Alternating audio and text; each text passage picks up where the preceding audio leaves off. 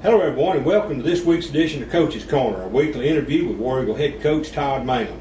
Coach's Corner is brought to you each week by Holfix Furniture, McDonald's, and Alpha Insurance. Well, Coach, I'm glad I get to see you this week. We survived that trip to Jackson. Yes, we did, and that's the best thing about it. It's over with. Well, that gets rid of all the long road trips for us this year, Yes. At least through the regular season.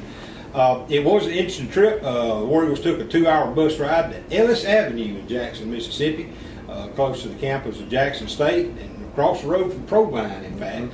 And a lot of great football has been played on those fields up there over the years, going back into the 60s and 70s. We faced the Fighting Falcons of Wingfield, and we took, I believe, if I recall correctly, a 56-14 victory. Yeah, it was, and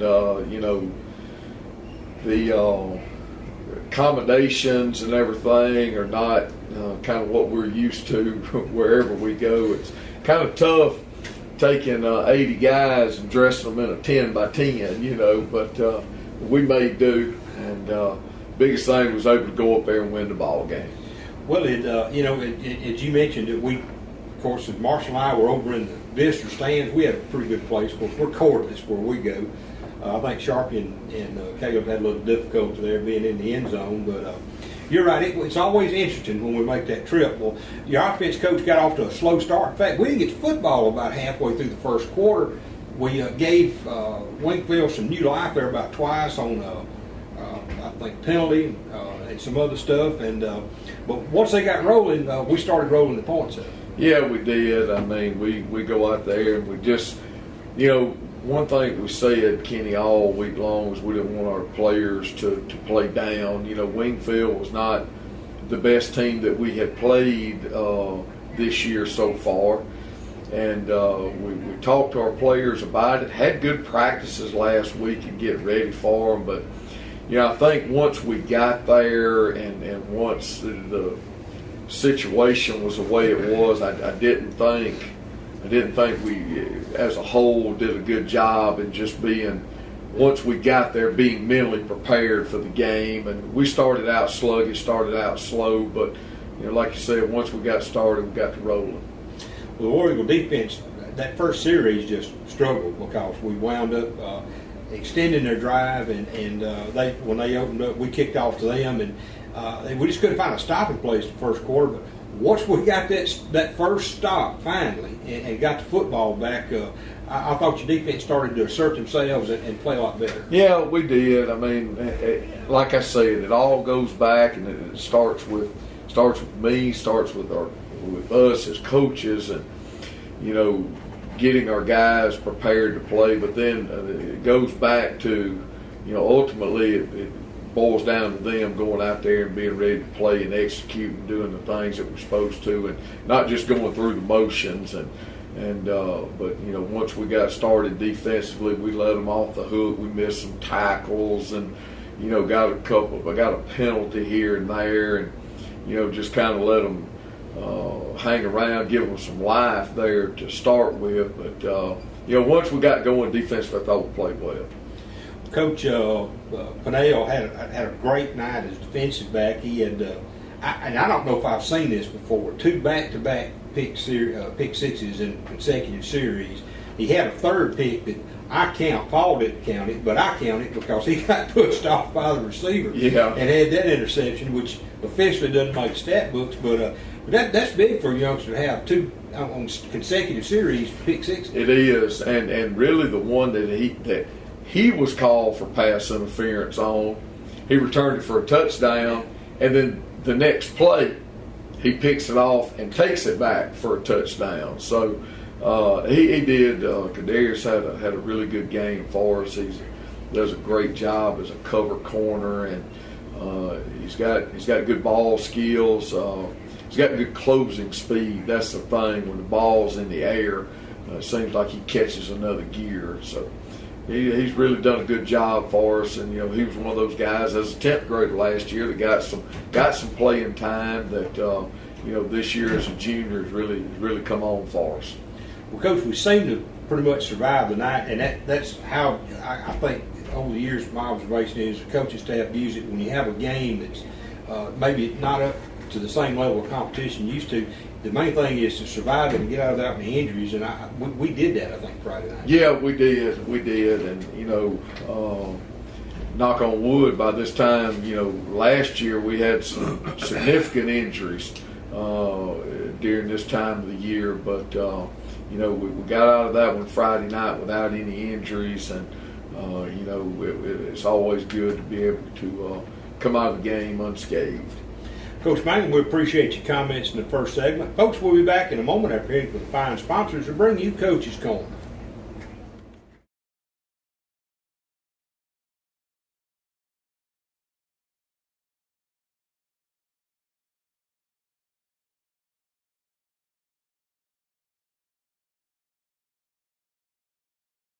Wayne County finally gets a 2-game home stretch. The only problem with that is it's going to be Pearl River Central and Laurel back-to-back. This week, Pearl River Central is a team that's put us out of the playoffs 2 consecutive years, and I know that has to be on your mind. Yeah, definitely. After last year, that's the team that kept us from playing for a South State championship. We lost to them in the second round of the playoffs, so little added incentive there, but as coaches, the approach we've taken is what's in the past is in the past, and let's play the game now. And Pearl River Central is our next opponent, but our players hadn't forgot about that, especially those guys that are now juniors and seniors that were part of that team last year. So big way to come home this week against Pearl River Central. Well, Coach, Pearl River Central runs an offense that it's just frustrating to stop, much less try to control the thing. It's been very successful over the past 2 years, a lot of misdirection. I think they even run the water boys in misdirection when they come out on the field for timeout. It is, the wing T offense is something you don't see a whole lot in Mississippi now, and that's the thing that poses the problem for people that play Pearl River Central as well as any other team that faces a wing T team, is being able to simulate it in practice. Coach Gandy's taken guys out each day this week and practiced their plays to be able to show it to our defense. We've been it's some added work on us, but it's an offense that everybody has a responsibility for us to be successful to stop defensively. And I don't think you stop a team like Pearl River Central. Nobody has stopped them so far. Right now they've lost some games, but they've been pretty consistent at moving the chains. They've just gotten behind on the scoreboard that's taken them out of their game plan a little bit. But very, very tough offense to defend, because if you get caught looking in the backfield, you're going to get lost. Well, Coach, when you talk about that and talk about time off the clock, they control whenever they're on offense, they do control the pace of the game. That translates from their defense, because their defense has also given us fits over the last 2 years. And what's been so frustrating is we either score very quickly, 1 or 2, 3 plays, we score, and then we go back and we go 3 and out, and their offense gets the football and they keep it for another 15 minutes. Right, and that's the thing, that we must be patient when we do have the ball. No matter what the situation is, we've got to be patient, because if they get the ball and start the game, you may not get the ball for 5, 6, 7 minutes. And 5, 6, 7 minutes doesn't seem like a long period of time when you're waiting in a restaurant for a table, but in a football game it is. Especially in a 12-minute quarter. Right, in a 12-minute quarter, 5, 6, 7 minutes now, half or over half the quarter is gone. So you feel like when you get the ball, you've got to rush, because you don't know when you're going to get it back. So we have to be patient defensively in stopping them, and then offensively in not thinking that we've got to score so quick because we may not get the ball back. Well, Coach, we'll shift our focus just a little here from them, because it is, of course, something that everybody thinks about as we get further in the season, is how the district begins to shape up, because that's always important in where you wind up in the pecking order for the playoffs. So being able to get past them with a district win, it's a must for us in order to at least finish third in the district. And of course, the end result of finishing third or fourth in our district is you're going to draw either Picayune or Pascagoula out of that other district down there. We're still 4 weeks out. Yeah, that's true. But this is a very pivotal game, not just for us, but for Pearl River Central, because now they're sitting there at 1-2 in the division, and of course we're sitting here 3-0 in the division.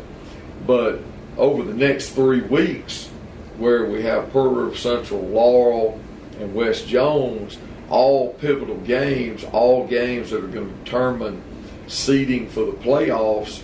So, with a win Friday night, yes, we pretty much could lock in 1, 2, or 3, spots. Right now, we could today we'd finish. We could, looking at finishing anywhere from first to fourth.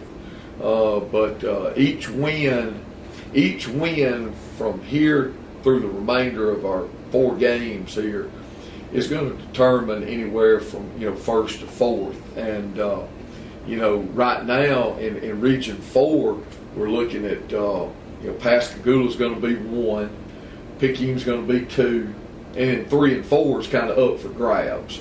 But right now, but 1 and 2 is pretty well settled down there right now, with Pascagoula's win over Picayune last week. That basically set up first and second right there. Well, Coach, it looks like Laurel, and you just mentioned Laurel and West Jones are basically going to be our teams to beat to win the district, and that's going to be no matter how you slice it, those 2 teams are going to be the tall order for anybody in this district if they want to finish first or second. No doubt.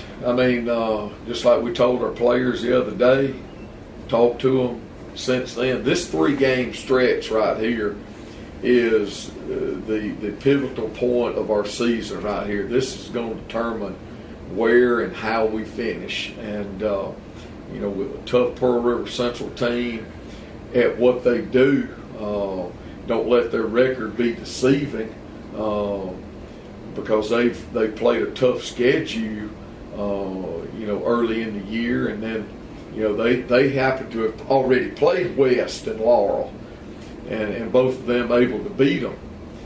So very, very pivotal time. Laurel and West and us, now we're sitting here, all of us are undefeated, in the division. So these 3 games for these 3 teams are very, very important right now during the last part of the season. Coach, that just translates to this game this week and the game next week against Laurel. We need big crowds. We need a lot of folks and need them loud. No doubt. That's the great thing about it. 3 of our last 4 games are at home. We go to West Jones. We know we're going to have as many people as they do at the game. That's enough said. But Friday night, we need our crowd here. Pearl River Central is going to bring a crowd. They brought a big crowd the last 2 years. And I know it's been playoff games, but they're going to bring a crowd. The band's going to play from the time they get off the bus till the time they get back on it to leave. There's going to be noise. It's going to be excitement, but we need our crowd here. Our players need our crowd here, need their support, because Friday night is the first really dirt road fight we're fixing to get into for these next few weeks, and it's going to be really, really tough, because they're a good football team. It's going to come in here and get after us. We need our people here to support us. Well, Coach, as always, we appreciate you taking time to visit with the fans and wish you good luck this Friday night against Pearl River Central. Thank you, Kenny. Folks, that'll bring to a close this week's Coach's Corner. Tune in each Thursday afternoon at 4:30 p.m. Then again on Friday evenings, 30 minutes prior to kickoff. All kickoffs from this point on, of course, are 7 o'clock. I want to thank our sponsors, Whole Foods Furniture, McDonald's, and Alpha Insurance. For head coach Todd Mangum, this is Kenny Odom. So long.